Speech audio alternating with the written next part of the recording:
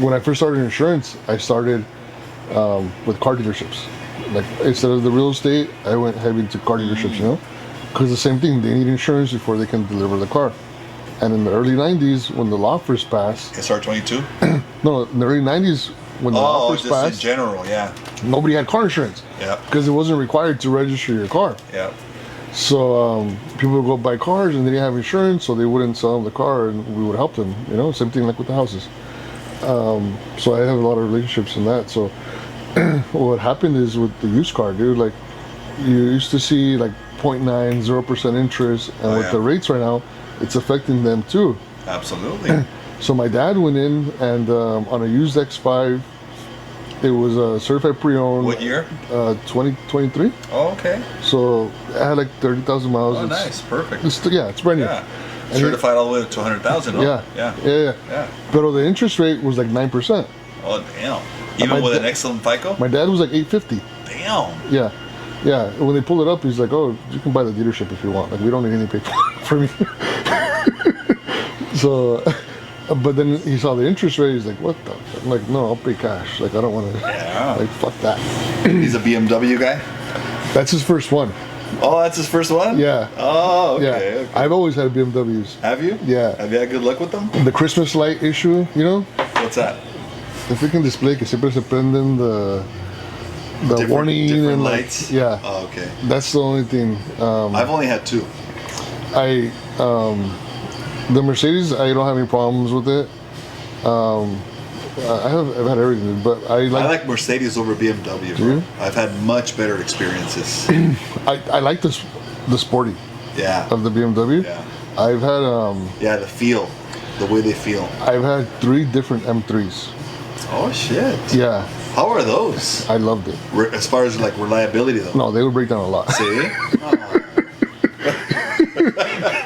Yeah, the first one. I can't believe you say you love them. No, they were fun when they worked. First one that I bought, I was 19 years old, dude. I was at Irvine BMW, and I was grinding the guy, dude, on a Sunday.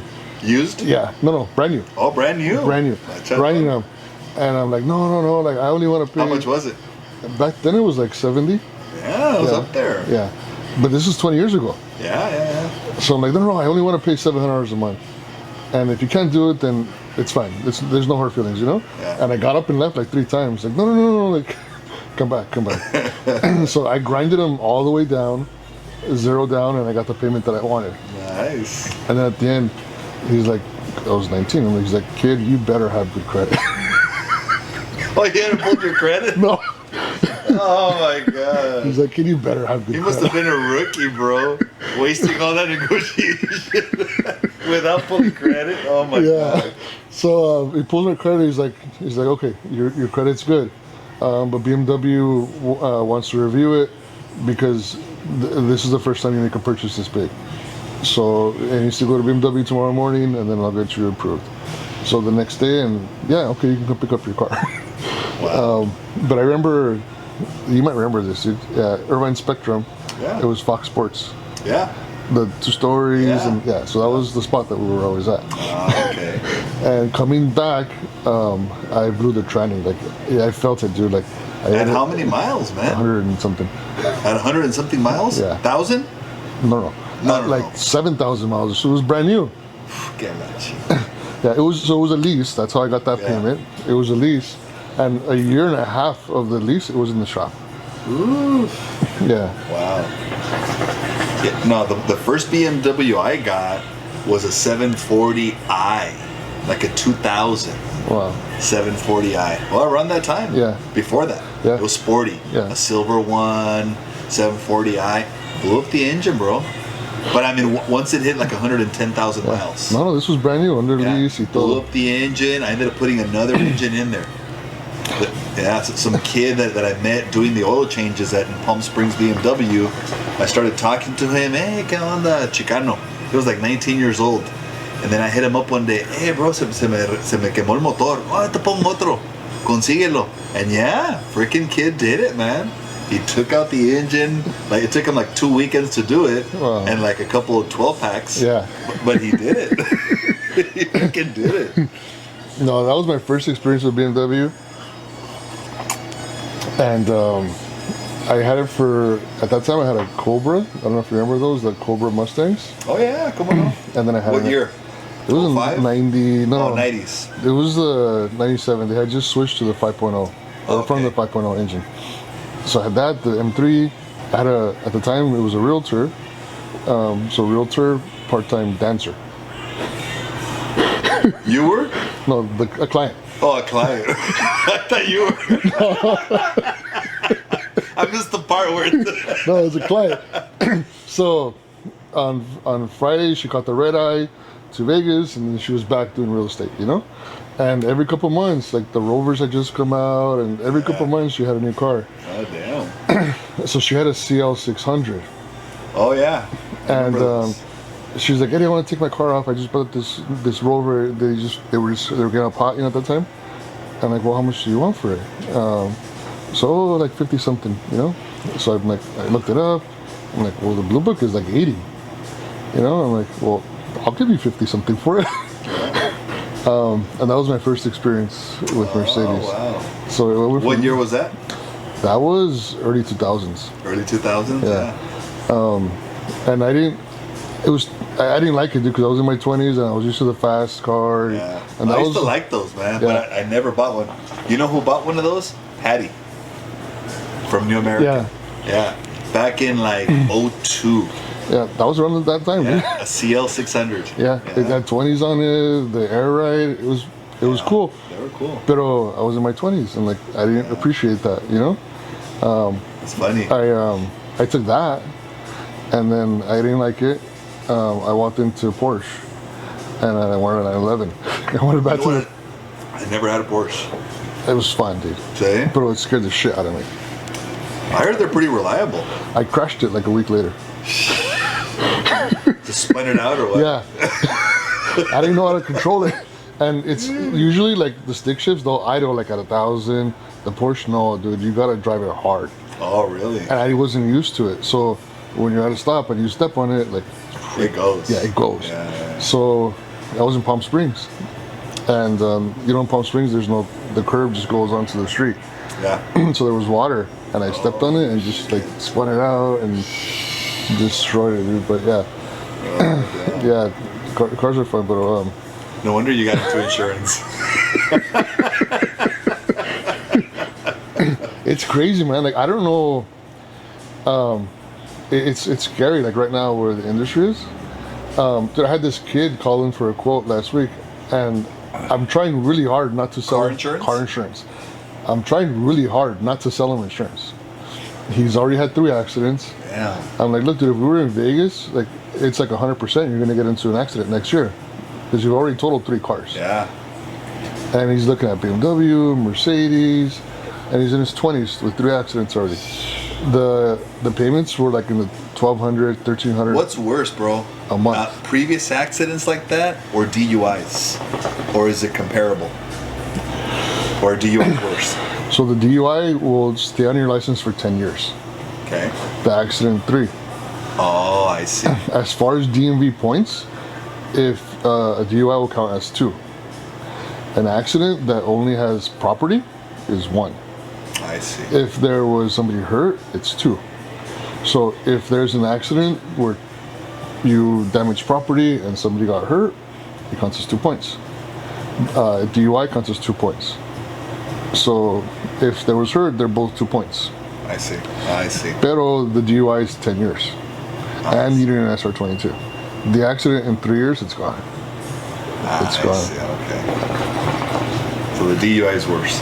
Yeah. But in general, dude, like it's super expensive, man. It's super expensive. Like So what did that kid end up getting quoted? it was like $1,300 a month. 1,300 a month. A month. Hijo de su. And he wants to buy the car. Wow. And I'm trying to like, no, don't like, fucking take Uber, dude. But however, he wants to buy the car. Wow. What about workarounds like having his parents put him on as a temporary driver, algo así? I mean, is there any benefit to that, or is it even possible? So the problem with that is that his parents have good insurance, and with 3 accidents, they won't take him. Oh, I see. So we tried adding his dad to the insurance, Okay. but it didn't help. So what insurance does when there's more drivers than cars, it takes whoever the higher of the risk driver assigns it to the most expensive car. Got it. So it didn't. It's always going to be worst case scenario. Yeah. Yeah. Yeah. Yeah. Wow. But yeah, next year he wanted to buy the insurance. I'm like, dude, that's $2,000 a month. So is the rise, is this whole insurance crisis, it sounds like it's across the board. Yeah. Car insurance and homeowners insurance. Yeah. Right? So when you look at the insurance data, if you go back 10 years, the insurance companies are not profitable. Okay, so on average, to make $1, they spend $1.11. Correct. Okay, so that's not a good business model. Why would you want to continue? They continue because the insurance is a long game. It's not a short game. Yeah. And in the past 10 years, they just haven't been profitable. So if you like, Obviously, because of so many natural disasters and just issues everywhere, more than normal, or what? so if you retract before COVID, that was the issue: the fires, right? Because at the time we were just coming out of the Napa Valley one, which was the worst one in California history. Yep. Northern California, remember that. What happened was, then we went into COVID. Commissioner Lara, I think I've sent you this. Commissioner Lara issued a moratorium. So in California, the insurance companies have to ask permission to raise prices. They cannot just increase your Out of price. the balloon, It has to be reviewed and then approved. So at the beginning of COVID, they put a moratorium. Like, hey, because of the uncertainty, we don't want you leaving people without insurance, you know? But then it's funny, man, there's a clause like right in the middle.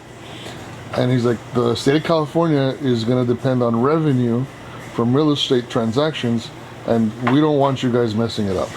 Nice. It specifically states that in the memo that he issued to the insurance companies. Wow. So COVID just threw gasoline on everything, right? Because now, so I can make the comparison of like Chipotle. What happened when the minimum wage went up? The prices went up. Of course. Like the next day, Yeah. ¿verdad? Domino effect. Pero what happened with insurance was you had the fires, you had the cost of labor go up during COVID, the cost of material, the building codes changed, because in 2018 was when you had now you have to be energy efficient, you need solar panels, That's right. you need sprinklers, the whole it's tankless water heater So a lot versus. of the building codes were updated But the insurance and became stricter. but the insurance weren't allowed to change. They had to keep on doing it. I see. And that moratorium got renewed all the way through the end. Got it. So coming out of COVID is why you saw State Farm no longer doing business in California. Berkshire no As longer. soon as the moratorium was up, they're like, we're out. Yeah, we're not going to continue losing money. Well, it makes sense. I mean, from a business perspective, makes total sense. Yeah. So I tell people this: like the 3 states that have it the worst are Texas, Florida, and California. Those are the worst. Do you lend in any of those? Absolutely. Okay, so in Florida right now, the insurance is like $5,000-$6,000 if they're not in a flood. And what's crazy about that, bro? Those states. I mean, going back to 2000 when I got into the business, it seems like California, Florida, Texas, Arizona, and Nevada are always, for the most part, having some type of issue. Yeah. Back in the subprime crisis, those were the states that were hardest hit. Okay, the inventory shortages, always those 4 or 5 states, and now the insurance. Why do you think 4 or 5 states? Why do you think that is? Well, the reason I think it is because number one, there's a lot of codependency within businesses in California and Texas, California, Florida, California, Nevada, California, Arizona. Number one. Number two, those are very common second home states. Okay. So Californians want to have a second home in Florida. Californians want to have a second home in Las Vegas or Scottsdale, Arizona. And Texas, investment properties. So there's that codependent economies, if you would, between those states. That's what I see. The Airbnbs, también a little bit of that.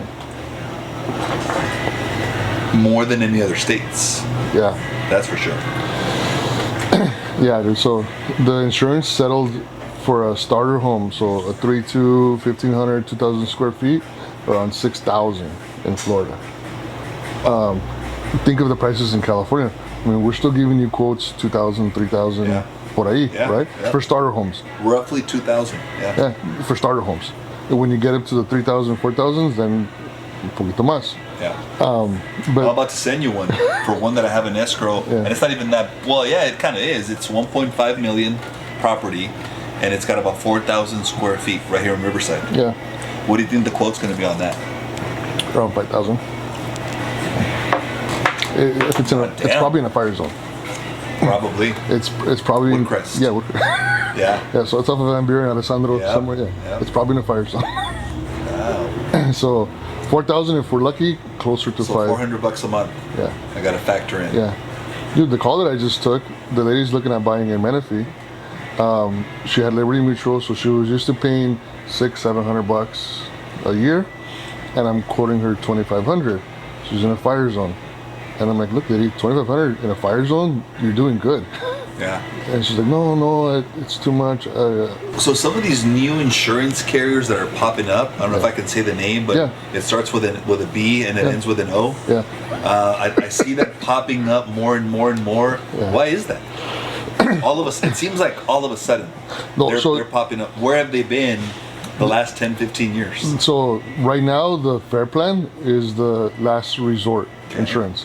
Okay. We've had And in many cases, it acts as a supplement. Yeah. Or it works in conjunction with a supplement to get the full coverage. Yeah. Correct? Yeah. So that's the wraparound, the DIC, the companion policy. So you buy fire from the Fair Plan, and you buy everything else from somebody else. You combine them, and you have a regular insurance policy.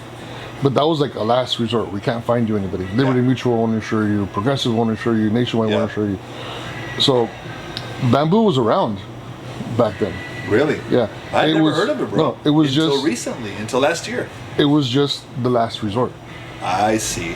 We eliminated all the options, Interesting. and then we got to that one. Got it. And that was the first and only choice. Now it's the first choice. Holy cow. Yeah. So the other. But how do they manage to do that? What do they see different in the industry, in the economy, that the others don't? Or is it their business model? What is it? They have capital. They have capital. They have capital. So they're connected to a highly capital or well capitalized. Is it a bank or another insurance company? It's a combination of both. Okay. So this is a long explanation. I'll try to make it as short as possible. That's interesting to help our viewers understand the why behind it. When you're an insurance company, whatever cash on hand, you can leverage it 5 times. So if I have $1 million, Not 10 times. not 10, 5. Like AIG did. 5 Remember times. AIG? Yeah. So we'll get into that in a second. Okay. So 5 times. So if I have $1 million cash on hand, I can insure $5 million. So that 1.5 that you're talking about, right? When you get into 1.5 dwelling, 150,000 other structures, when you add everything up, it's well over $2 million. Okay. Adding all that coverage up. Yep. Okay. So I told you 5,000. Let's stick to that price. So if I have 1 million, it lets me insure 5. Okay. So 2 of those houses, Yep. $10,000. My million is making me 10,000. What investor I see. is going to give you $1 million at 10,000? No way. Doesn't exist. So they take on reinsurance or partners like AIG. They borrow. Seems a little risky. Yes, they borrow But money. that's why the premiums are high. They borrow money and they take on partners. Sure. So AIG has the capital to say, okay, here, just put on your balance sheet so that you can continue operating with that. And they're called catastrophe bonds.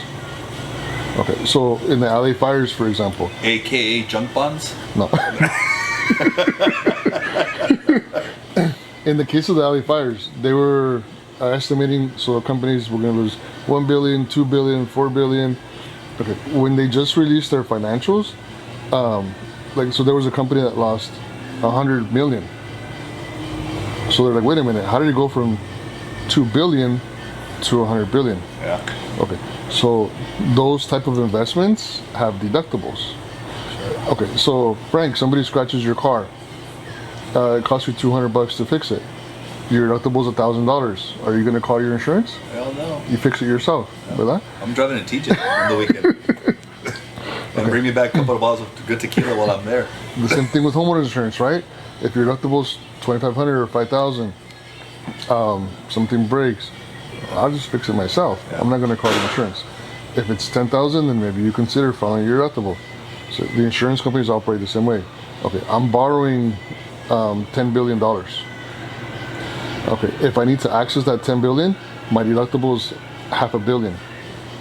So in the case of the LA fires, I'm gonna tap into that $10 billion. My deductible is $500 million. Here you go. Got it. AIG, you pick up the rest. Yeah. The problem is they all use AIG. So AIG is getting hit again. Even to this day? Yeah. I thought AIG blew up. No. Or they just restructured. They sold off their homeowners insurance division, and they sold off different divisions. I But see. that reinsurance, it still So exists. AIG still exists? Yeah. Oh, okay. Yeah. I thought they were gone for some reason, man. They just sold off divisions. Yeah. So they are getting hit hard right damn. now. That's a big issue, man. Yeah. California is like one more disaster away from like, oh shit. Being uninsured. No. The state of California, like they're one more disaster away from AIG being in trouble Oh, I see. Wow. because they're all gonna tap into AIG. Well, yeah. Then we're gonna have similar to 2008, like, oh crap, we need money. It's scary. It is. It is. And I don't think people realize it. People realize, especially the why, right? like we're doing now, unraveling, peeling back the onion as to why in simple terms. Yeah. Not just, oh, the insurance premiums are high because of the fires. No, but No. So let's back up and understand this. I'll give you an example, Frank. So there are certain insurance statistics and ratios y todo eso, ¿verdad? There are, like flood, for example. If you're in a flood zone, that means that your likelihood of a flood is more than once every 100 years. Yeah. That's how they consider you a flood zone. It's likely to happen more than once every 100 years. Okay? And those FEMA flood maps come out once a year or once a decade, or how often do those get updated? Decade. It's every decade, right? Yeah. So for the California fire mapping, most areas were once every 500 years. Holy cow. So let's do the math. What are they now? Well, that's what they're fighting. Once every 5 months? They're fighting to fix that. Yeah, well, yeah. So imagine $1 million house over 500 years. That means that my fire premium should be $2,000 a year just for fire. Yeah. Okay. It's not once every 500 years. Like Fallbrook, there's been 3 fires in the past 10 years. Yeah, oh yeah. There's other areas too. The, ¿cómo se llama? The Ortega Highway. Oh yeah. That's burned twice in the past 10 years. So that's part of the fight with the insurance companies. Like, we need to have those maps redone and the correct pricing. And until that happens, you're not going to see the big companies come back because You it's know what not I'm finding profitable. really interesting, and you and I had this conversation last time we caught up, is on condos. Okay. And I remember you told me about it last year. I think it was in the beginning of 2024, where I was running into an issue with a condo master policy, and you told me, Yeah. right, this is just the beginning, man. Yeah. You're just in the early stage, and I started spreading the news with a couple of realtors of mine, especially that sell high-end luxury condos, right, in Orange County. Yeah. Because I couldn't believe it, that I had a condo in Laguna Niguel, $1 million condo, that wasn't financeable. I go, how the hell is this possible? And we ended up canceling escrow because the owner or the buyer was like, well, if you're having an issue now, Frank, now, I mean, what could I expect when I go to refinance, or if I want to sell it and another buyer wants to buy this property? Insurance is probably not going to be available. I'm out. Yeah. Okay. And that specific realtor, she's in Laguna Beach. The other day she emailed me, Frank, you're so right. We're seeing this more and more and more, and this is a year later. And I still, to this day, think and know that most realtors don't know about this. No. Especially you guys focusing on listing agents, right? On listings, right? Yeah. Those guys more, and this agent particularly, she focuses on listings. So I told her, heads up, get the master policy immediately, send it to me, and make sure that any buyer that comes in here is going to be able to finance this condo. Yeah. So this mess started with car insurance because they weren't a moratorium on car insurance. So it started with car insurance, and then it trickled over to homeowner insurance. And right now, the condos, the mobile homes are getting harder to insure. Commercial, you're starting to see it trickle into commercial, all areas, auto, commercial buildings, because commercial buildings are in fire areas too. Yeah. And then the thing about the condo insurance that I think is very important to note is that even loan officers, lenders think, because I used to think the same thing, oh, if it's not insurable, then let's just go non-QM, okay? Non-warrantable condo. But guess what? Non-QM investors follow Fannie Mae and Freddie Mac guidelines when it comes to insurance, okay?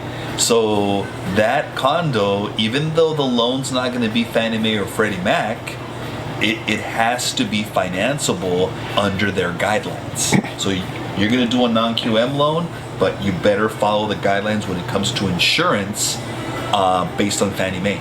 So the only way that's the tricky part. The only way would be if you're paying cash to avoid Correct, for the most part.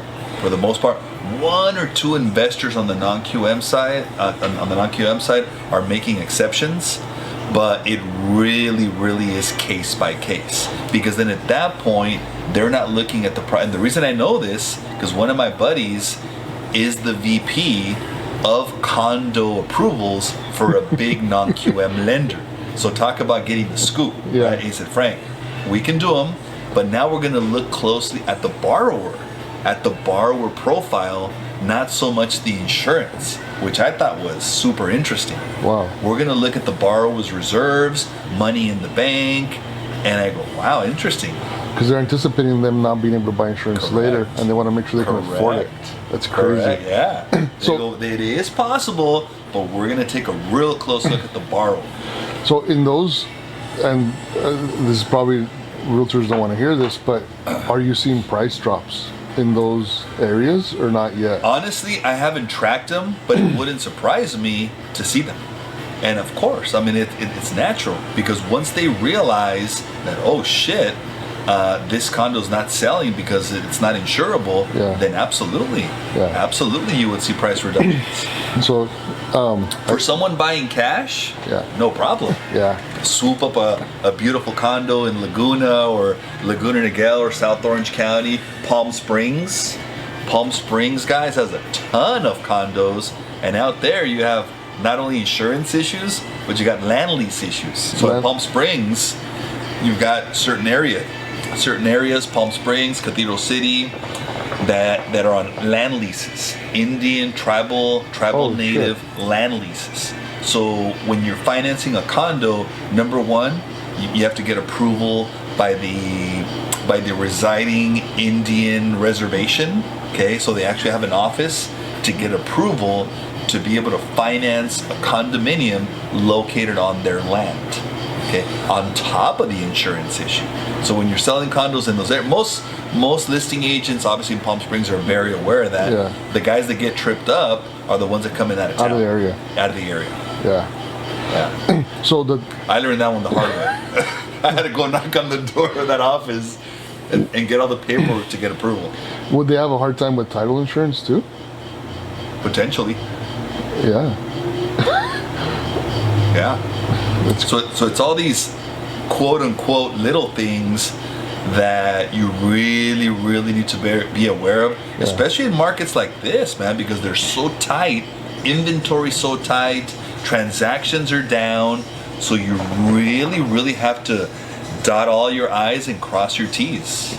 Okay, not only on single family homes for the issues we discuss, condominiums as well, and manufactured homes, because manufactured homes are now super popular. It seems like every other call I get from the Inland Empire, everybody wants to buy a manufactured home out here in Paris, Murrieta, Temecula, all these different places, but people don't realize the insurance repercussions that come along with it. It's hard. So we're doing one I think we've had a couple with you already. Yeah, we're doing one right now where insurance is always based off of replacement value. So mobile homes, the true value is the land. Correct. A mobile home, I mean, Yeah. you can buy a new one for $100,000. 100%. But when the bank sees, wait a minute, $100,000 insurance, $500,000 loan, no. We don't want What's that. wrong with this picture? Yeah, here? we want it insured for whatever the loan amount is, and then there's like that awkwardness of, wait a minute, we're insuring a house for 4 times what it costs, and it's always the awkwardness of, okay. Exactly. Anymore. Exactly. Now, what's the future of insurance? What could we anticipate at least in 2025? Another problem that is just, it's still new, so you might have not seen this yet, is with the older homes. Okay.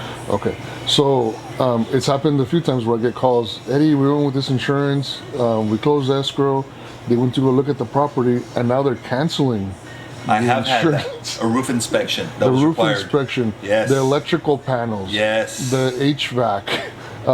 They don't want the inspector. They want a licensed contractor Correct. to go look at it. And an actual certification. Yes. And guarantee that nothing's going to go wrong for X amount of years. Yeah, and good luck getting that from a contractor. Yeah. Good luck. Unless your tío or your compadre or your padrino's a contractor. Yeah. And maybe if that. Yeah. So we're starting to see that because a lot of insurance claims happen actually because of wear and tear, Yeah. which is not covered on insurance policies. It's supposed to be for sudden and accidental damage, not wear and tear. Yeah. But I mean, you know this, like there's several layers to the roof, right? So if you have a cracked tile, that doesn't mean tomorrow you're gonna get a roof leak. Correct. It's like after lots and lots of rain, Period of time, yeah. it'll eventually get into your house. Correct. So it's wear and tear that eventually caused the water leak. The same thing with the plumbing, right? If you look under your sink and you see a little rust, there's a leak somewhere. You should probably get that looked at. So what I'm thinking about, okay, let's just talk about a hypothetical scenario. I close a loan, you do the insurance, and it's an older home built in the 60s, not in the greatest condition. We get it funded, it closes. All of a sudden the client texts me a paper they got. Oh, me llegó este papel aquí, I just got this notice saying they want inspections for a roof and for this and that. Let's say, playing devil's advocate, that those inspections don't happen. My thought is the lender's going to put forced insurance. Okay? Back then, 5, 6, 4 years ago, forced insurance was probably back then 3 to 4 times whatever the regular premium was. I don't even want to think what a forced insurance premium would look like in today's environment. So you can buy a fire-only policy. Okay, From which the would be California Fair Plan. Okay. Yeah. And then they don't care about the roof. They don't care about the plumbing. Okay. But it's also just fire, which will satisfy lender requirements. It's a Okay. fire policy. Got it. Okay. Yes, the problem with the mortgage forced insurance is that not only is it expensive, it's collateral protection. I mean, I would even go as far as saying super expensive, because insurance as it is right now in 2025 is expensive. Yeah. So forced would be super expensive. But it's collateral protection. Okay. That's it. So we have a client actually that he let them force place on his house, the insurance, and then he had to file a claim, only to find out that it's not covered. It's in case the whole house gets burned. Yeah. It's not, oh, I had a water leak, can you come fix my house? So That's not now, covered. no, now the guy has like it was a plumbing leak. So the floor is messed up, the walls are open, and their family's still living in the house because it's not for that. Okay, so stop right there. Yeah. So having said all that, would you recommend, is there value in continuing to pay your home warranty? No, the home warranty doesn't cover that either. Okay, because that's what a lot of people think. Yeah, no. So this is very important, because I've even heard it from realtors. Oh yeah, we'll just get a home warranty. No, it's not covered. Because there's that misconception Yeah. that the home warranty, if you get the premium, fully loaded one, Yeah. that you're going to be safe. No. You're going to be safe on your electrical. You're going to be safe on your plumbing. Yeah. Okay, so why do you say no? Or what are the limitations? Well, it's primarily for the appliances. Really? Yeah, it's primarily for the appliances Okay. that you're buying it, right?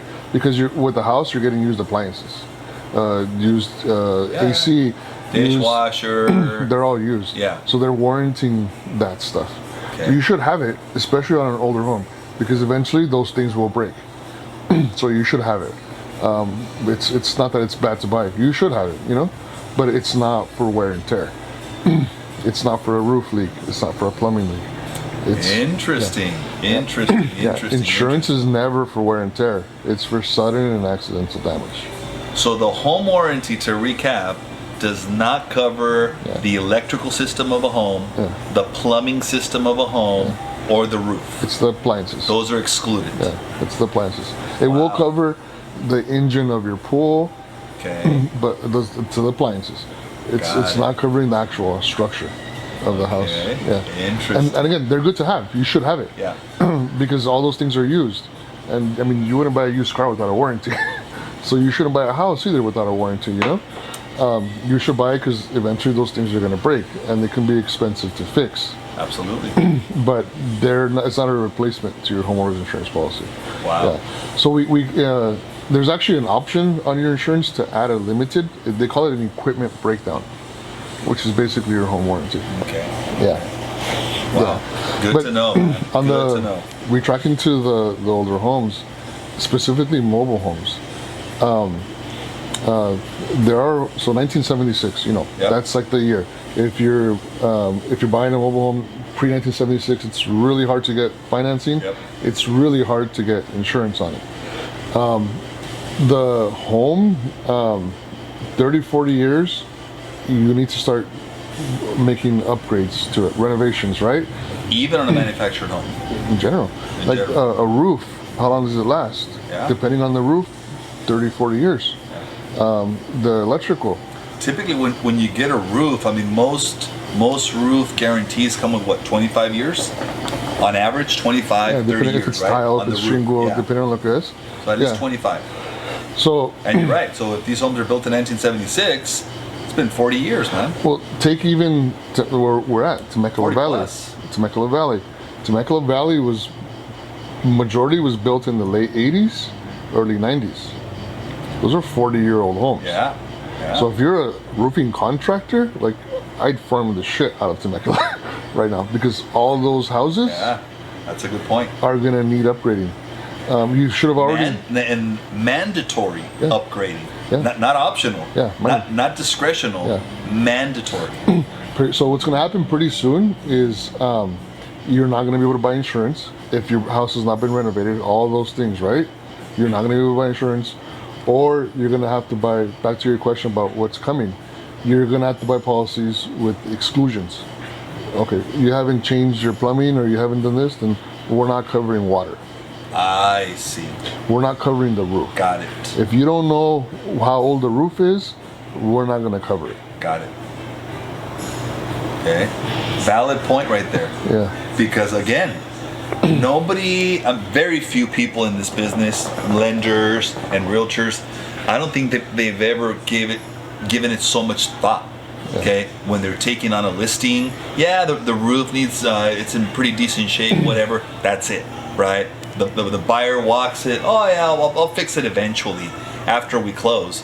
But now, once we go to you or to the insurance carrier, it's very important to know that number one, they may require some type of a roof certification, okay, which is going to ultimately cost you more, or they may say, we'll insure you, but we're not going to cover your roof. So don't expect 2 years down the line to send us a claim because we're not going to cover it. Yeah. Right?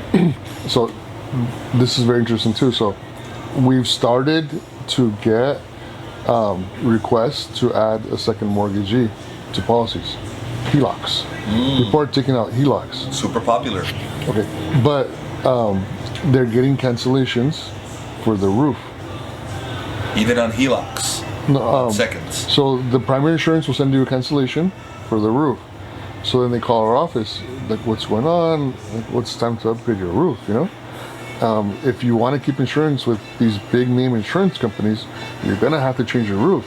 Or we're going to have to put you with an insurance company that you've never heard of before that will not cover the roof. Correct. Well, no, we don't want that. We need to change your roof. And they're taking out HELOCs to make the renovations roof. to their houses. We have several requests. Interesting. Yeah. Interesting. And so it's now, it's okay, let's talk about that. Yeah. So, what's the average cost of a roof right now?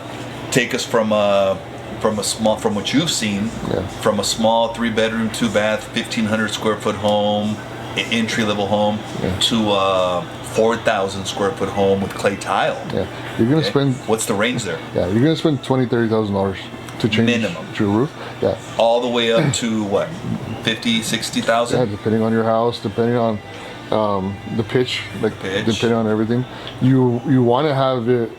So there's layers. What's common is they'll take off the top layer and then they'll just retile it, right? You want them to redo all the layers. So like take all that out. There's a lot of dump fees that go into the demo. Basically down to the plywood. Yeah. And even if you may encounter some bad plywood sometimes, right? Yeah. Yeah. We're seeing also two claims where with the solar panels, the screws maybe they weren't like secured correctly. Got it. And there's little gaps that go in. Yeah. So water is going in. Start seeping in there. Yeah. So who do you go after? Okay, well, not the solar company because they subcontracted an electrical to install it. Some of those guys aren't around anymore. Yeah. I've encountered that. I've Googled a lot of companies that started with an S. Yeah. S-U-N. Yeah, and it's frustrating. That's a whole other issue. But the part of the licensed contractor and making sure they're licensed and insured and bonded. There's a reason insurance companies ask for all those things. Of course. Because if something comes back, well, if we can't find the guy, at least we have an insurance policy that we can go after. Yeah. And sometimes that's why the cost of the repair through an insurance company is different than getting your homie to fix it for you. Absolutely. Because there's no insurance. Those are expensive, especially roofing contractors. Oh yeah. Wow. Yeah. You know what? I never thought about that. Yeah, that's a big deal. That's a big deal, and it's kind of ironic because second mortgage lenders are really making a big push for self-employed. There's even no doc HELOCs for someone who doesn't have a job, they're retired, and they have no cash flow. They can get a HELOC.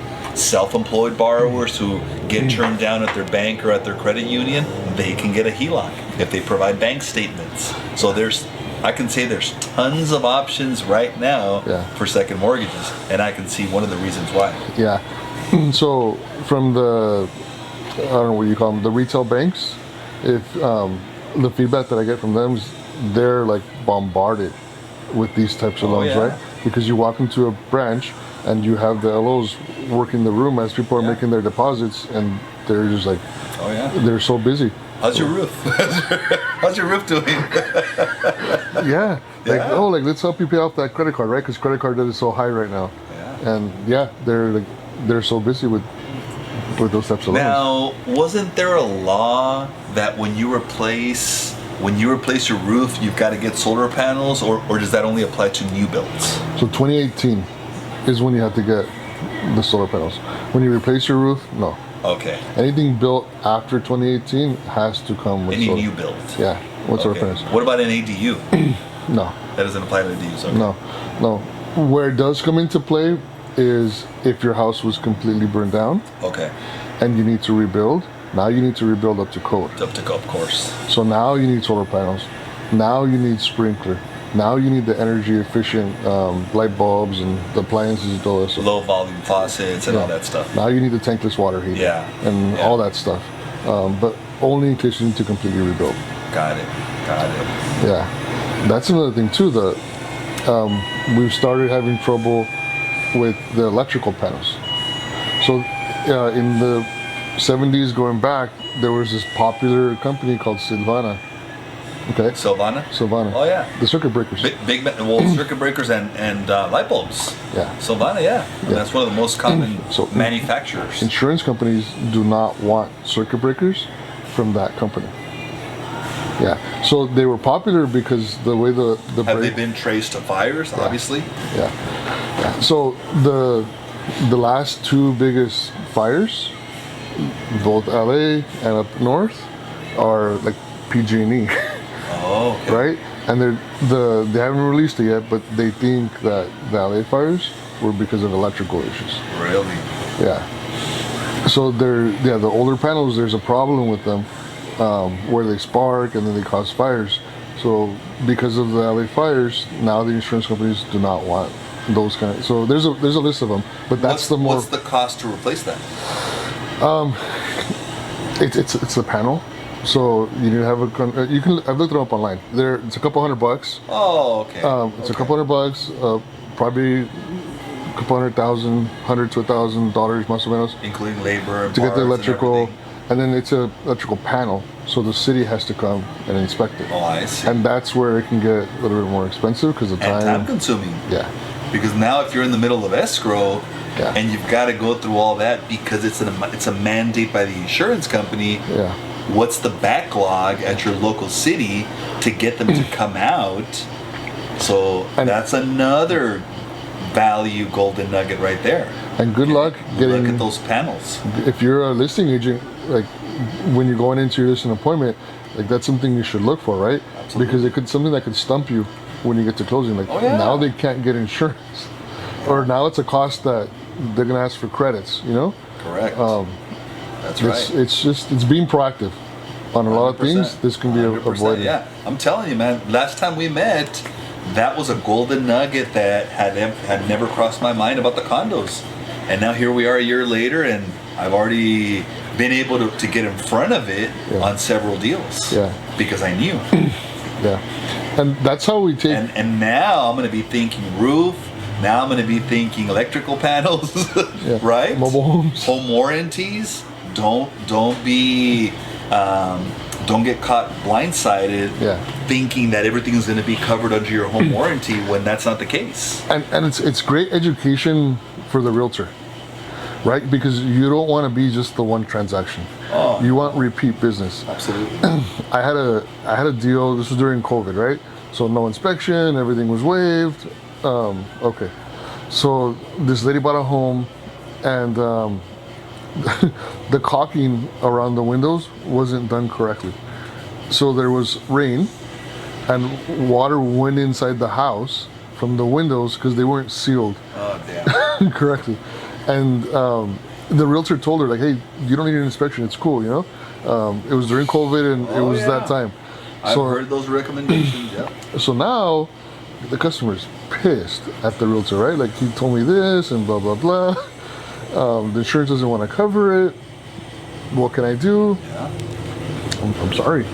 Out of pocket. Yeah. Cough it up. And that was, it's a big brokerage, and now this lady's gonna badmouth them and the realtor, and what do they say? For every upset customer, you lose 10.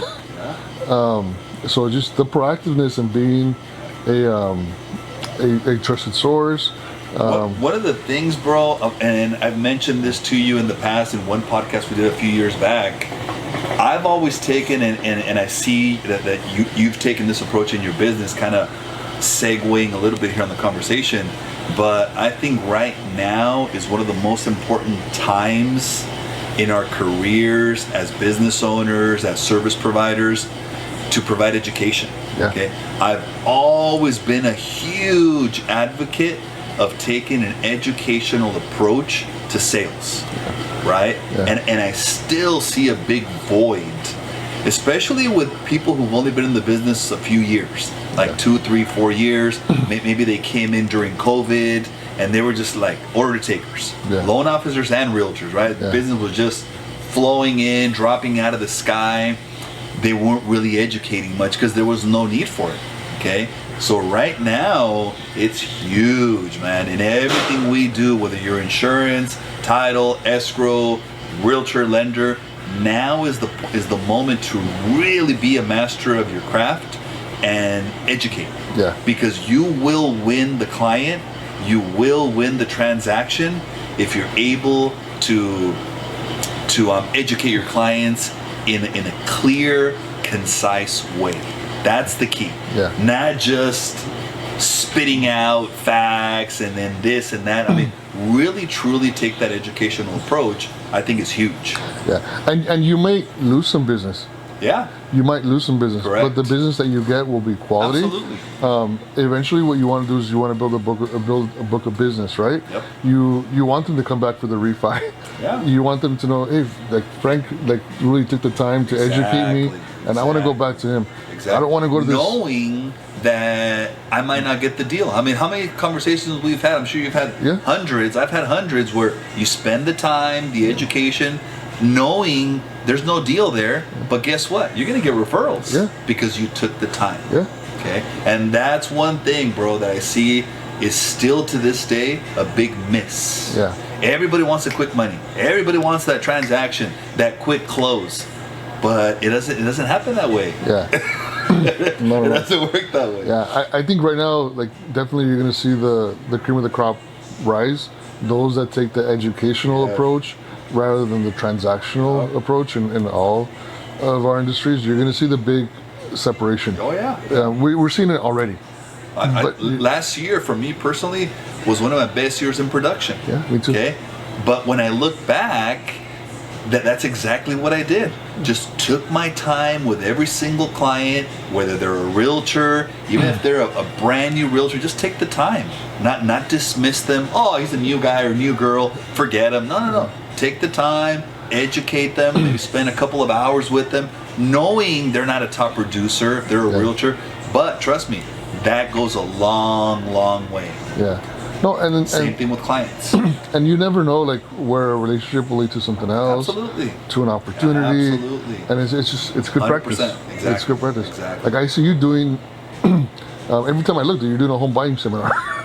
Every time I look, and I tell people all the time, like, dude, I've never seen somebody do them like how Frank does them. Like Frank breaks it down to a science. Like he goes over every single product in English or in Spanish. And like he's got it down. Like, he must have done this 1,000 times. 1,001. Because I've never seen it before. I've never seen like your presentations, how you go through and you go through every single product, you know. And it doesn't matter if there's one person in the room or 20. It's the same presentation. And simple terms, man. Simple. There's no need to make it all complicated or use these sophisticated PowerPoints. Yeah. In my opinion, a lot of times you just lose people with that. Yeah. Right? Yeah, no, it's just you and the Sharpie. Like, that's it. That's it. Yeah, but I've never seen anybody do it that way. So that's awesome. Thank you. Yeah. And that's the same approach I get whether I'm in person or over the phone. Just take the time. Take the time. It goes a long way. That's what I tell my loan officers on my team. That's what I've preached for years. My realtors, same thing. Just take the time, man. So let me ask you a question. You never know. That I struggle with on the business side. Because sometimes I'm on the phone too for like hours talking to somebody, and there's only so many hours in the day. Like before you know, like yesterday. That's dangerous too. Yesterday I didn't get it done working until like 11, just by making phone calls, walking people through solutions, and all that. So, how do you deal with it?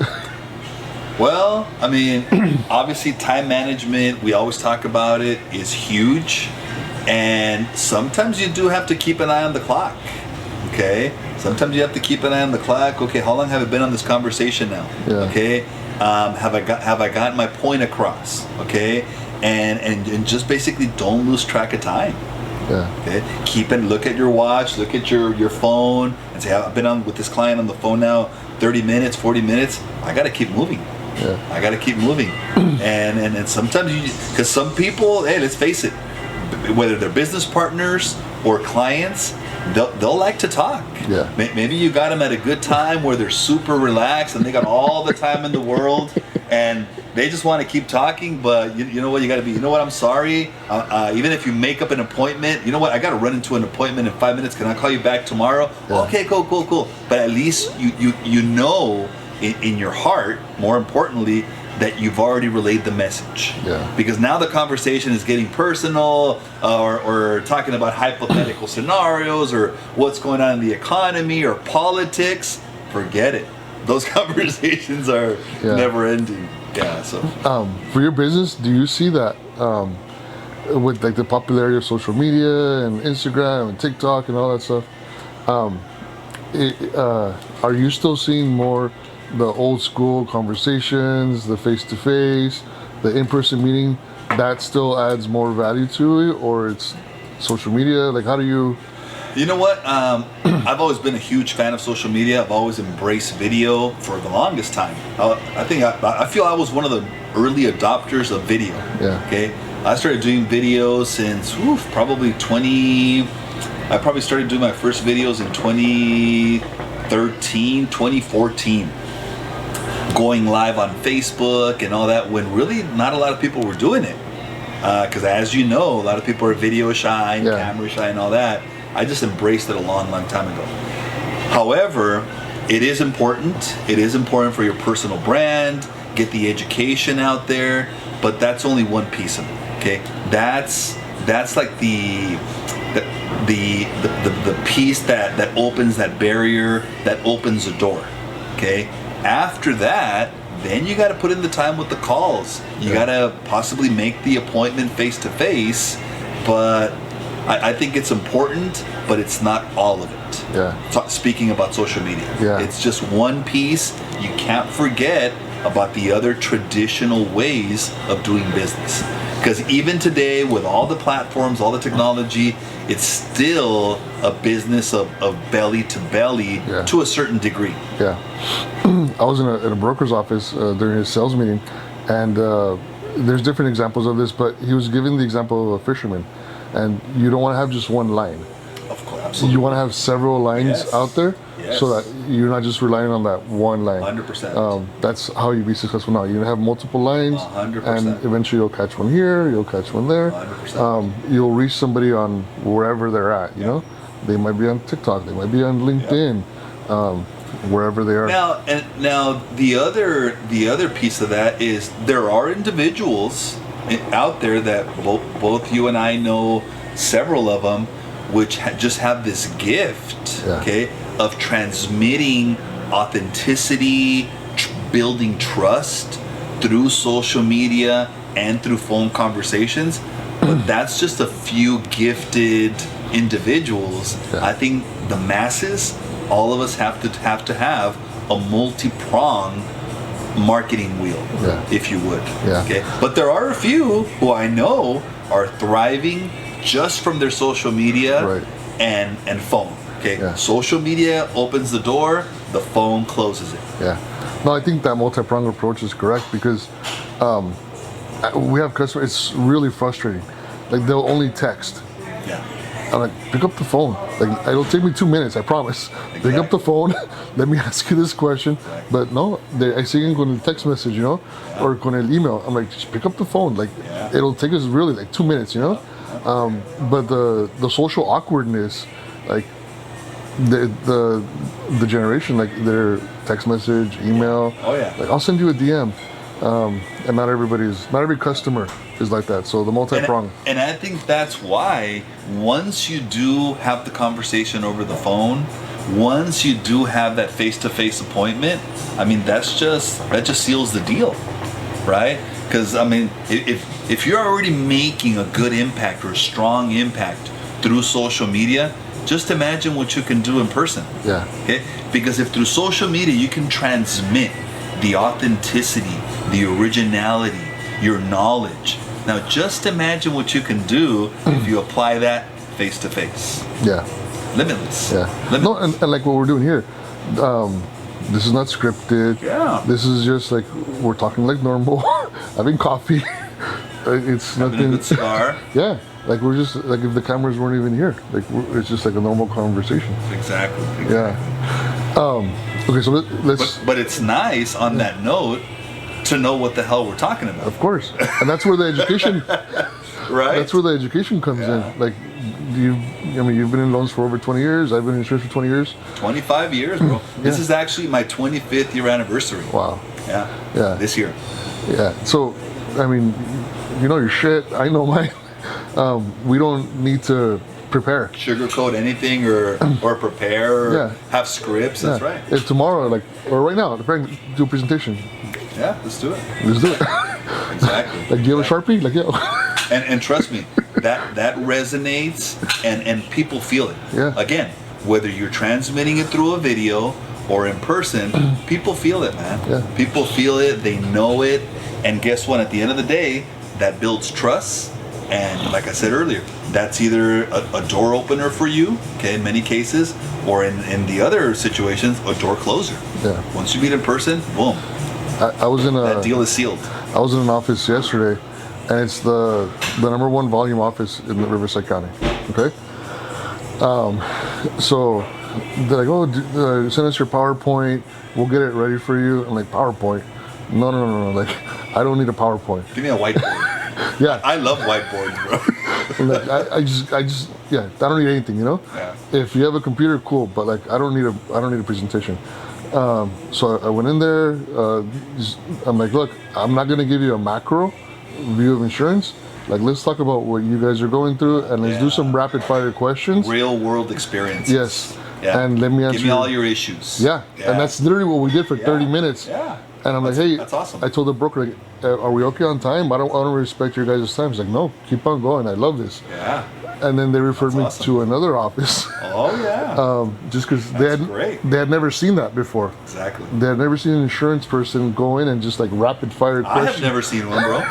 I've been in the business 25 years, and I can't tell you or can't name an insurance guy that is so visible and knows his shit and provides value like you. Yeah, thank you. And I'll say that truthfully. Yeah. I haven't in 25 years. And I can't think of one. Yeah. Because typically the insurance guy is in a cubicle somewhere. I'll send an email. If I'm lucky, I'll get a response. Yeah. That's my interaction in the past before knowing you with my insurance guy. Yeah. A lot of them never even met him. Yeah. Never had a cigar with him, nothing. Okay? But the way you've been able to evolve in your business, hats down, man. Thank you. Great job. And like you touched on, it's authenticity. I literally walk around like this all the time. Walking billboard. Yeah. Like, I have a bunch of suits, like, and I'm a big guy, so I don't think I've ever seen you in a suit, man. No, I believe me. I have a closet full of suits. I wouldn't recognize you in a suit. I have a closet full of them, so I'm big, so I can't buy off the rack. They're all custom fitted, you know. I have a bunch of nice suits, but this is how people. I've never seen you in a suit, bro. I've never seen. This is how I remember you. Yeah. With that shirt and with the cap. Yeah. But this is me, and it's just that block that people have sometimes, where like, I'm not approachable, or like, this guy's scary. Like, I'm just like the average guy. Yeah. I love it. That knows, insurance. Let's talk a little bit about loans. Okay. What's going on in your industry? Like, the interest rate. What do you see? Wow. Where do I start, man? Where do I start? So first of all, as you know, there's been a lot of rumbling in the stock market, in the bond market, the tariffs, China, right? So these last couple 2-3 weeks have just been a roller coaster. Okay, they've been a roller coaster. Rates came down a little bit, then they went back up. Right now, I haven't checked rates this morning, but as of yesterday, we're in the high 6s, pushing 7s again. Okay, I don't know what happened this morning, but my guess is that they're either pretty much the same, unless some real good news came out that maybe Trump tweeted that tariffs are off, then maybe rates would maybe come down. But in general, rates are high. My guess is that for the remainder of 2025, they're going to remain in this same range, 6, 7. Maybe they'll push a little higher, because one of the big factors, and Housing Wire put out a really good post. I don't know if you saw it on my stories about China. No. So yeah, they put out this really good post that I shared, where they were talking about the power that China has, because they're one of the holders of a big amount of mortgage-backed securities. Okay, so there's this big dilemma if and when they decide to sell off these mortgage-backed securities, then that automatically is going to cause the rates to go up, because the yield on the 10-year note, which is directly connected to mortgage rates, would go up. and that would instantly cause the rates to go up. Wow. Okay. Now, what I think, based on what we've seen in the past, if China would do that, we're talking about billions of dollars. They hold the largest bag of mortgage-backed securities in the world. That's why this is so important. Just like all the important stuff we talked about with insurance on the mortgage side, this is huge. So this is the elephant in the room that's pretty scary too. Wow. Okay, because they hold all these mortgage-backed securities, and if they decide that they say, you know what, with these tariffs, we're pissed off. Here's your mortgage-backed securities, U.S. We don't need them anymore. Okay, that's the danger that can push the rates up even further. And they can dump them anytime they want. They don't have to keep Correct. them. Wow. Correct. Okay, so those mortgage-backed securities are investments. They're investments that they bought in U.S. Treasuries. Okay, they're MBS mortgage-backed securities, right? Yeah. So, as a result of that, obviously the U.S. is gonna come to the rescue, and what they can do is purchase our own mortgage-backed securities, which is something similar that they did during COVID. Fannie and Freddie. During COVID. So during COVID, a similar thing happened. Nobody knew what was going on. It was April of 2020. The world is shutting down. What the hell is happening? Half the population is going to disappear from this world. What's going on? Nobody was buying these securities. Okay? So the U.S. said, you know what? If nobody wants to buy them for now, we'll buy them. We'll create our own stockpile. So that was a way to control the interest rates, which is exactly what they did. I don't know if you know that's what happened to that detail, but that's what caused the rates to linger in the 2 to 3% because the U.S. was purchasing their own securities. Okay? Wow. So that could potentially happen again if and when China decides to do that. Okay, that could be good news for us in our industry because that would push rates way down. But in the long run, it's not good for the economy.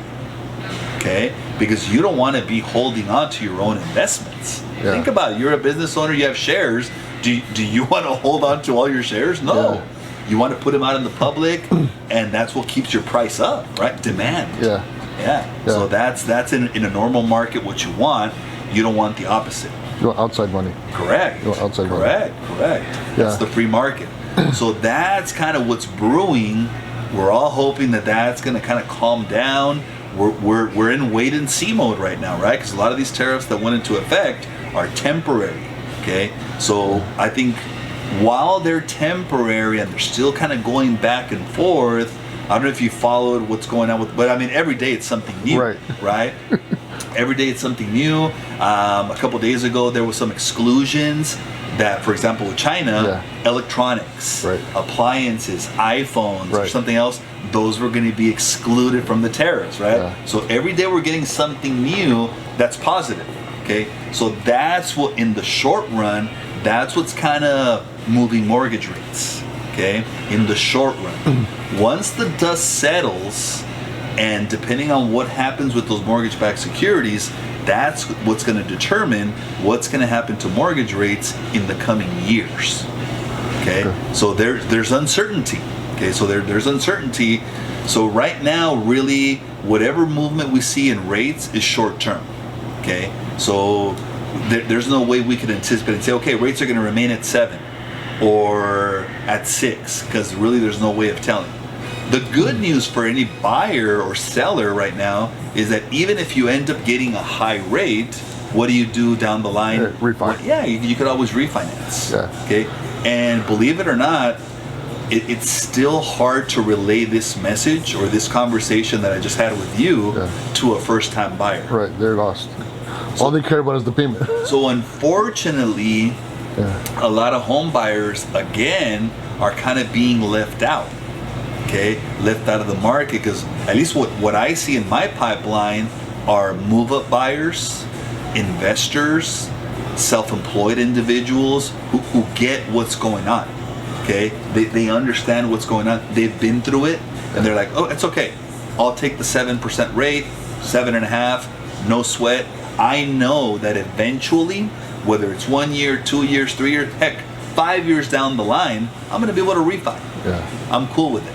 Okay, so that's the education that we need to put out there when it comes to mortgage rates. I know that was a long-winded explanation, but that's where I feel the market is as far as rates go. How much? I do it on the insurance side. On the lending side, how much preparation goes into with your realtor? Like, hey, let's make sure we get them into the right house. Let's make sure we get them into the right product. Hey, we need a co-buyer. We need a co-signer. We might need 2. We might need 3. How much preparation and at what time should you start prepare? Because, for example, in Temecula, I was just at the city managers meeting. The average, the minimum home price in Temecula is like at $750. I was gonna say $1 million. $750. Oh, that's not too bad. No, $750. But the median household income is a little over $100,000. So the average Temecula resident cannot afford to buy in Temecula. How the strategy? What goes on to like sell those? Well, the strategy is, and thankfully for our local market, that there's still a lot of new builders building homes, which is positive. Okay, Hemet, San Jacinto, Lake Elsinore, Paris.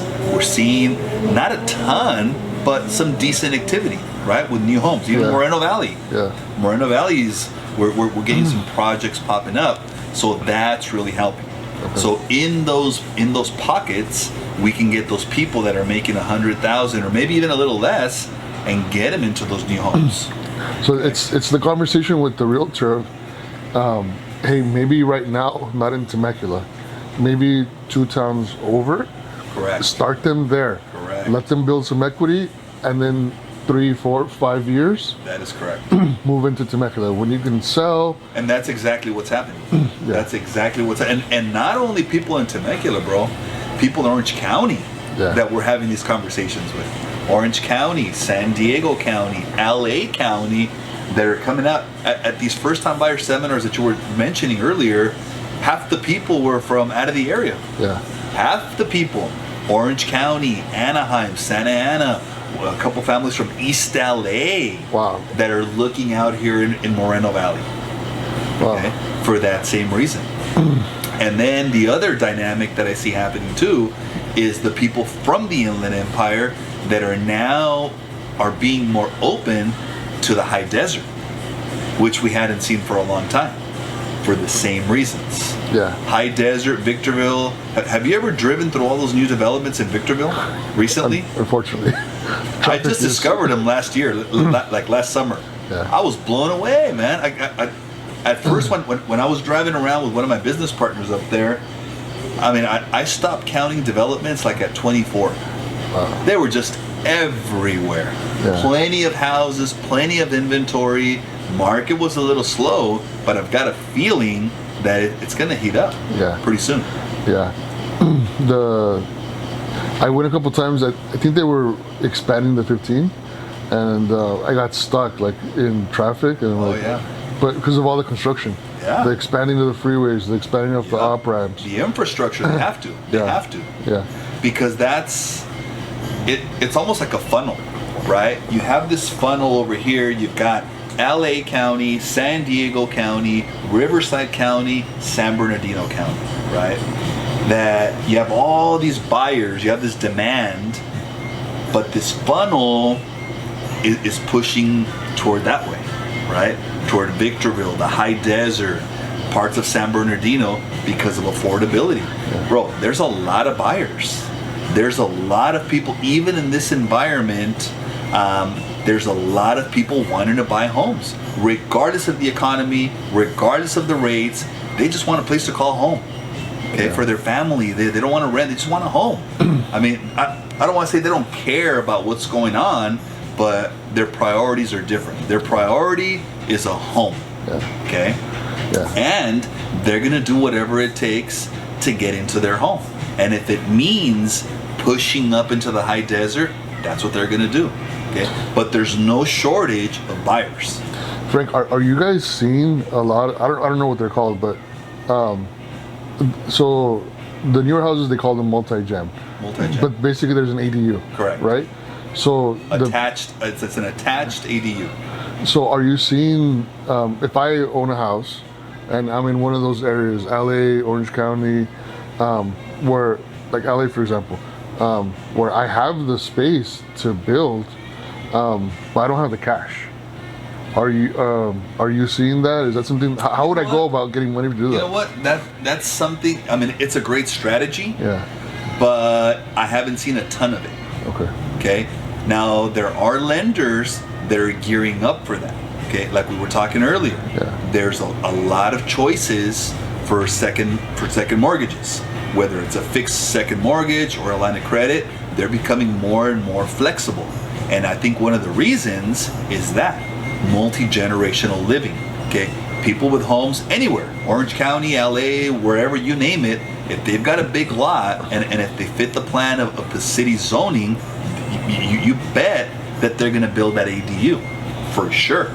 And because of the liquidity that's available through these lines of credit, it's a no-brainer. It's a no-brainer because they're going to let you go to 90% of your current property value. Okay, 90%. That's pretty aggressive. Yeah. There's even one, if you can believe it, there's one investor that allows someone, for example, they bought a home here, let's just say in Paris, right? It's got a 9,000 square foot lot, which is pretty common, a pretty good sized lot. Yeah. It's got a modest 2,000 square foot home. They've got plenty of land, perfect for an ADU, okay? But they don't have a ton of equity because they bought with FHA 2 years ago.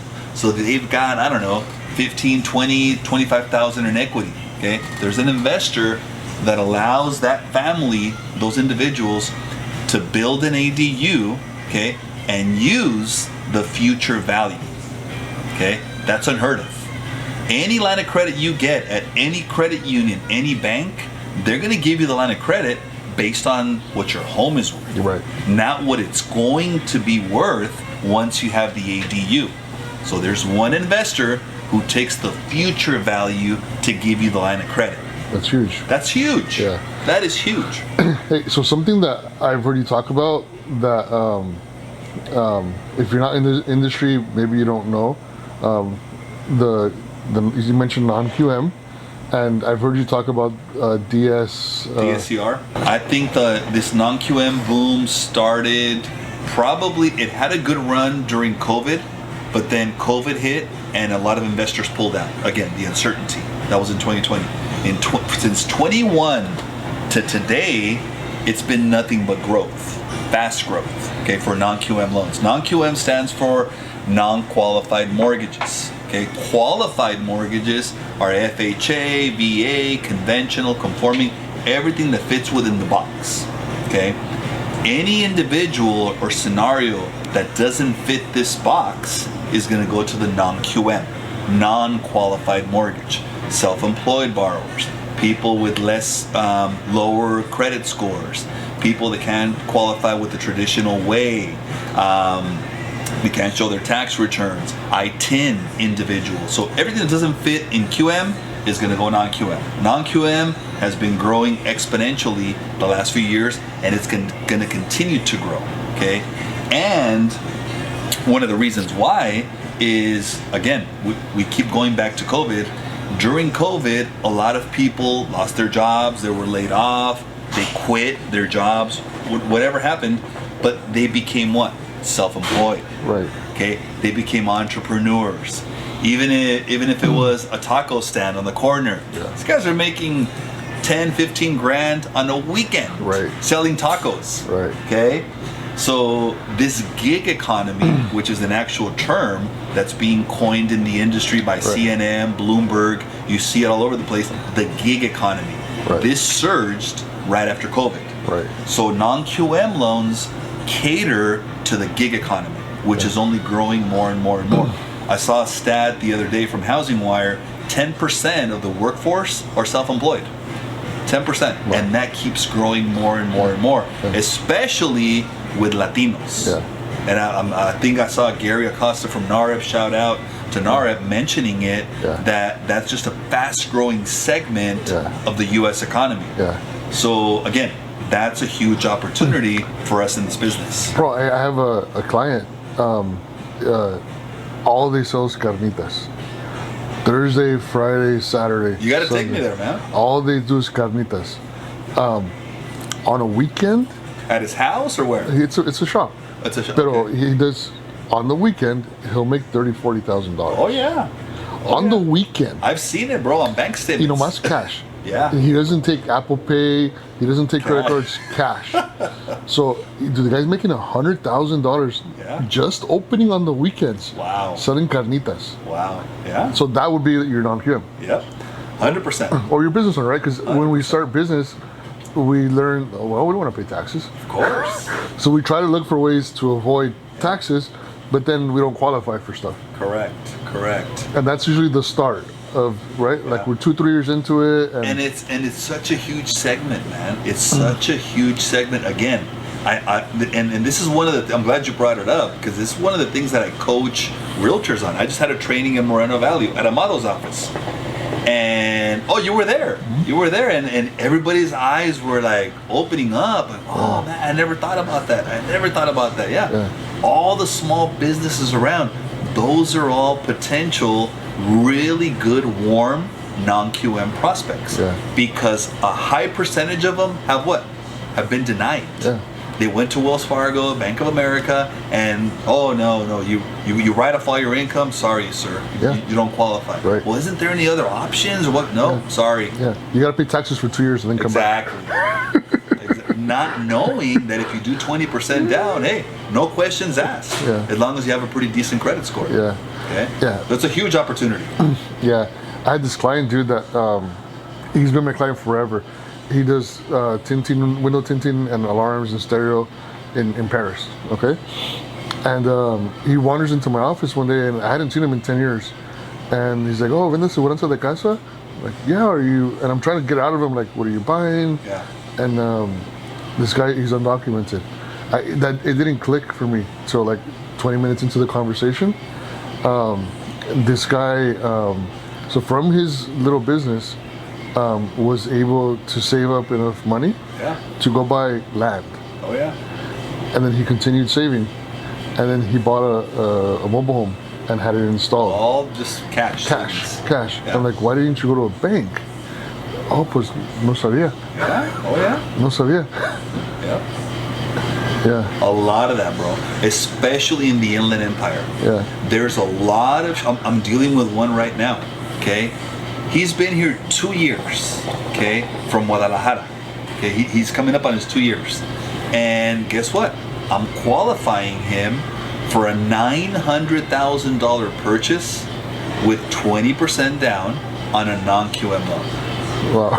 2 years in the country. He already has 20% down. His business, what does he do? He has a cafe. He has a cafe. Where's this cafe?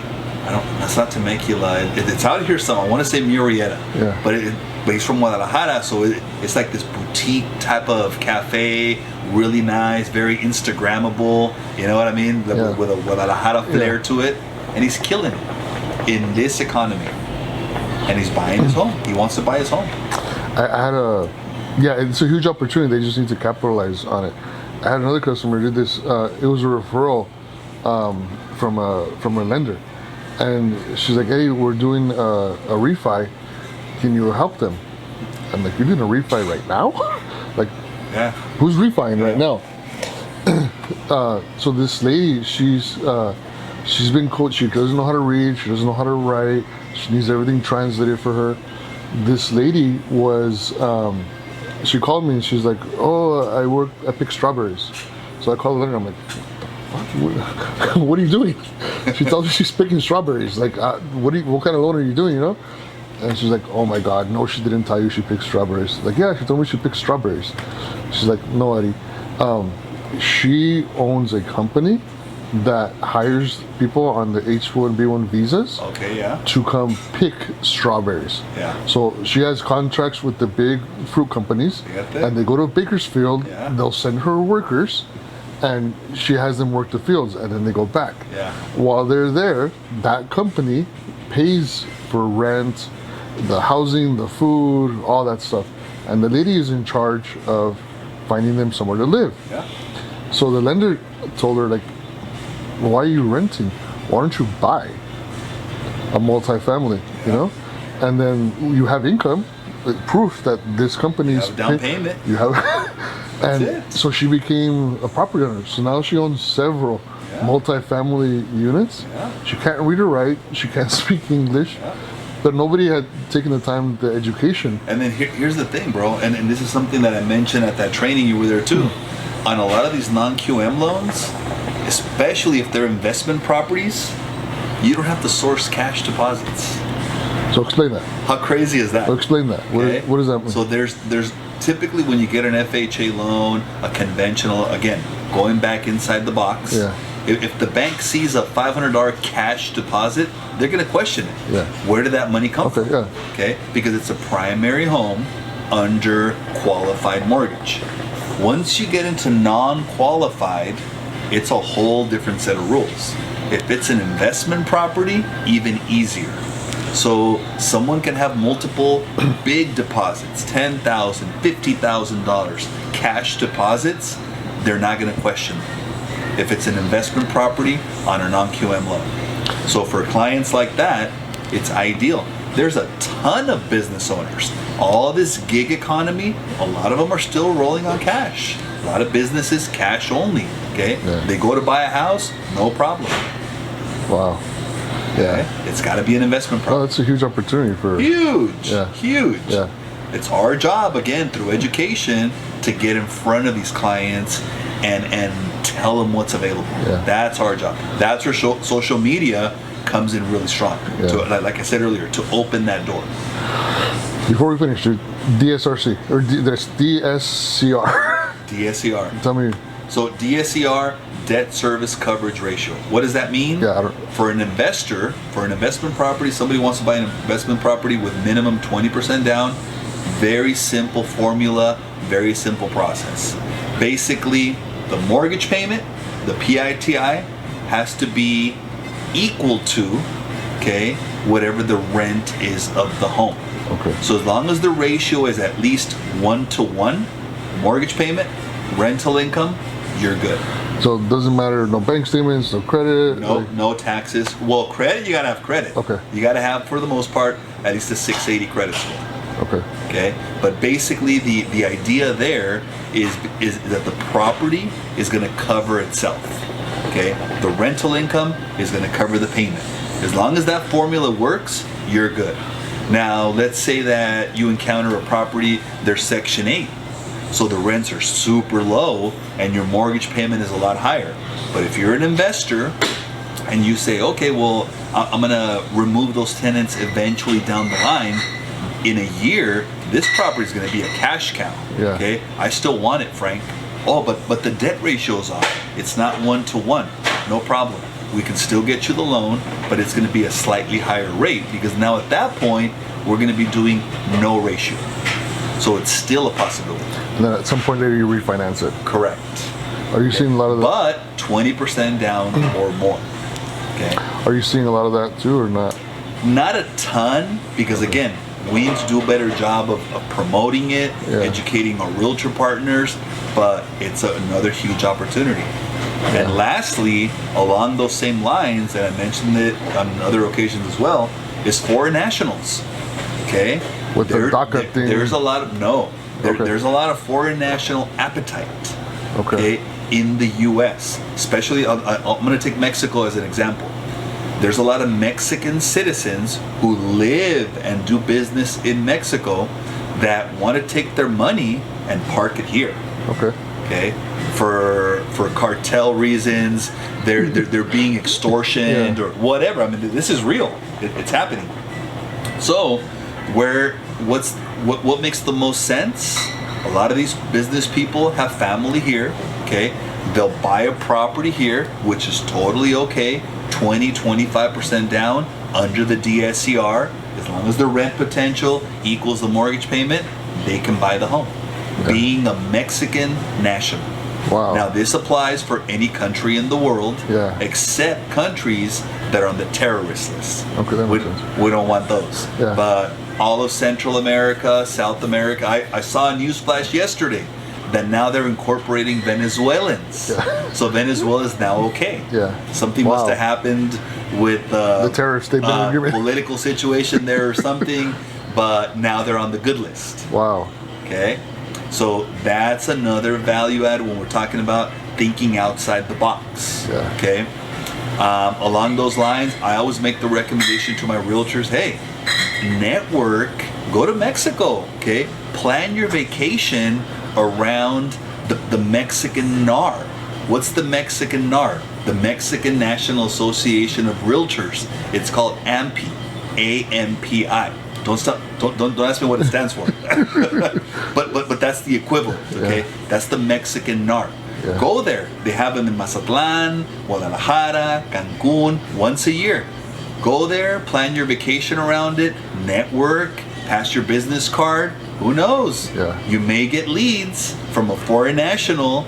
Because you got to remember these brokerages, Keller Williams, EXP, they're global, man. Right. They're everywhere. Right. So not only are you going to have fun, but it's a tremendous opportunity to network and get another source of marketing, Yeah. another source of business. Yeah. I've heard that too, dude. So, like, And these are big deals too. well, Big money. how do you get the high value customer? Well, you got to go where the high value customer is. So I don't like golf, but I hear that golf, it's high value clients. Tennis, I don't play tennis, but a lot of high value people play tennis. Oh yeah. Hanging out like at the fancier places, the fancier bars, the fancier hotels, where that network is, Yeah. go and just network and start meeting people. And Bro, I've got a expanding. lot of friends of mine, realtor partners, and you probably know a good fair amount of them. They're in Texas, okay? They're in Dallas, they're in Austin, they're in Houston. Heavy hitters, man. Heavy hitters, realtors. Yeah.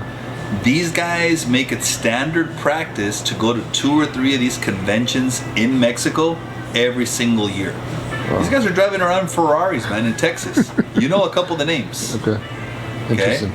Sharp guys, man. They Yeah. go out there, they plan their vacations. They're, again, these conventions are held in Puerto Vallarta, Cancun, in all the hot spots, right? Yeah. So why wouldn't you go have some fun, Yeah. take the family, and just tuck out, go check out these conventions. Hey, think outside the It's box. probably a tax write-off. Absolutely, 100%. Yeah. Okay? Yeah. No. That's where it's at. Yeah. That's where it's at. Yeah, no, I think we're the same, dude. Like, I spend people like when they hear this, they're like, what do you mean you don't sell insurance? Like, no, I don't really sell insurance. I spend my time networking, Absolutely. connecting. Yeah. My office like processes the insurance Yeah. and prints you your insurance card and does all that stuff. I spend my time connecting. Relationship building. That's all that I do. Yeah. Education and building relationships, and then the business just comes like from providing that service of education. We gotta go, man. There's one coming up, I think, in Monterrey. We should get a little group, a couple, 2, 3, 4, or 5 people, or whatever, even larger, Yeah. and check these out. Yeah, I'm done. I'm done. Cool, man.